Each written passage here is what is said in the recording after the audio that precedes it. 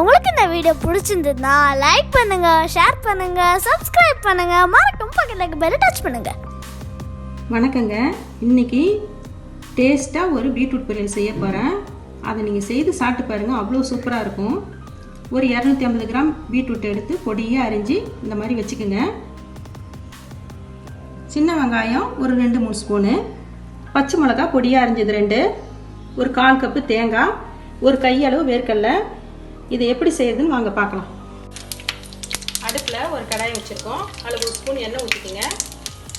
கொஞ்சம் கடுகு, கொஞ்சம் உளுத்தம்பருப்பு, ஒரு அரை ஸ்பூன் கடுகு உளுத்தம்பருப்பு போட்டுக்குங்க. ஒரு ஸ்பூன் கடலைப்பருப்பு. இது கொஞ்சம் செவரட்டும். கொஞ்சம் கருவேப்பிலை. கடலைப்பருப்பு செவந்துட்டு ஒரு 2 ஸ்பூன் அளவுக்கு சின்ன வெங்காயம், ஒரு 2-3 பச்சை மிளகாய், இதெல்லாம் போட்டு நம்ம நல்லா வதக்கிக்குவோம்.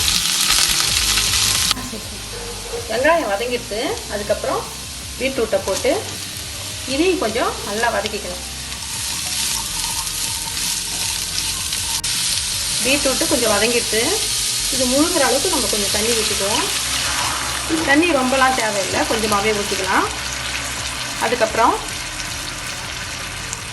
கொஞ்சமாக மஞ்சத்தூள், தேவையான அளவுக்கு உப்பு,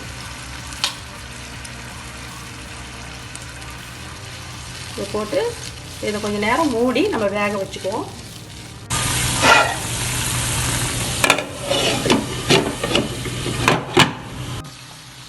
பீட்ரூட் பொரியல் நல்லா வெந்துடுத்து.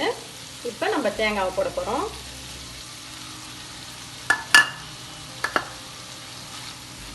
இதை கொஞ்சம் நல்லா வதக்கிட்டு இதில் இந்த வேர்க்கடலையும் போடணும். இது ஓரளவுக்கு வதங்கிட்டு இருப்பாடு நம்ம ஆஃப் பண்ணிக்கலாம். பீட்ரூட் பொரியல் ரெடி ஆகிடுது. ரத்த சோகை இருக்கிறவங்க, ஹார்ட் ப்ராப்ளம் இருக்கிறவங்களாம் இதை நிறைய சாப்பிட்லாம், நல்லது. குழந்தைங்களுக்கு கொடுக்கும்போது இது கூட கொஞ்சம் நெய் போட்டு வெறும் சாதத்திலே பிசைஞ்சு கொடுத்தா கூட குழந்தைங்க சாப்பிட்ருவாங்க. ரசம், சாம்பார், காரக்குழம்பு இந்த சாதத்தோடு தொட்டு சாப்பிட்டா நல்லாயிருக்கும்.